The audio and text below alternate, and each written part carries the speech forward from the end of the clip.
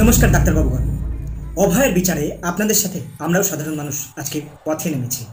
না সত্যি আপনারা কারো সাপোর্ট চাননি, কিন্তু তাও সাধারণ মানুষের এত সমর্থন আর এত ভালোবাসা আপনারা পেয়েছেন, তা একটা সঠিক প্রতিবাদ সঠিক পদ্ধতিতে করার জন্যই পেয়েছেন।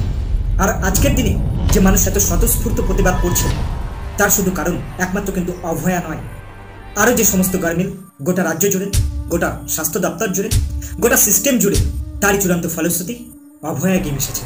আর তারই প্রতিবাদের কণ্ঠ হয়ে দাঁড়িয়েছেন জুনিয়র ডাক্তাররা। সেই কণ্ঠকে আরও জোরালো করেছেন সাধারণ মানুষ, তাতে প্রতিবাদটা এক অন্য মাত্রা পেয়েছে, যারা আজ দেশের গণ্ডি পেরিয়ে বিদেশের মাটিতে গিয়েও আছড়ে পড়েছে। এখন অনুরোধ একটাই, এই দিনগুলো যেমন আমরা ভুলবো না, প্লিজ আপনারাও ভুলে যাবেন না। আমরা অধিকাংশ মানুষই আপনাদের ভীষণ ভরসা করি, আপনাদের ভগবানের আসনে বসাই। আমাদের সবার আর্থিক সামর্থ্য সমান না, তাই আপনারাও মানবিক থাকবেন আমাদের প্রতি এই আশা রাখি।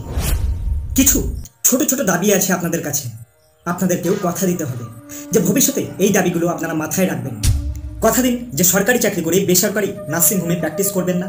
কথা দিন দুটো পয়সা বেশি কামানোর লোভে প্রয়োজনের বেশি ওষুধ লিখবেন না।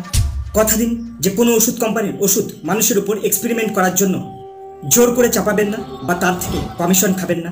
কথা দিন পেশেন্টকে অযৌক্তিক কোনো পরীক্ষা বা টেস্টের নামে গলা কাটবেন না। কথা দিন যে প্রকৃতই না দরকার পড়লে কখনোই অপারেশন বা সিজার করবেন না।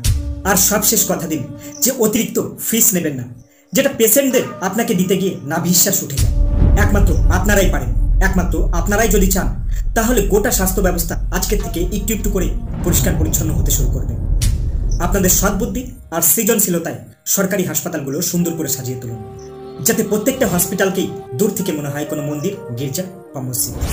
একটু চেষ্টা করবেন পেশেন্ট আর তার বাড়ির লোকের সাথে হাসি মুখে কথা বলার, তাহলে দেখবেন যে অনেক মানুষই অনেক দিক থেকে বেঁচে যাবে। প্রতিটা জীবনই তার পরিবারের কাছে অনেক দাম, অন্তত 10 লক্ষ টাকা থেকে তো বেশি।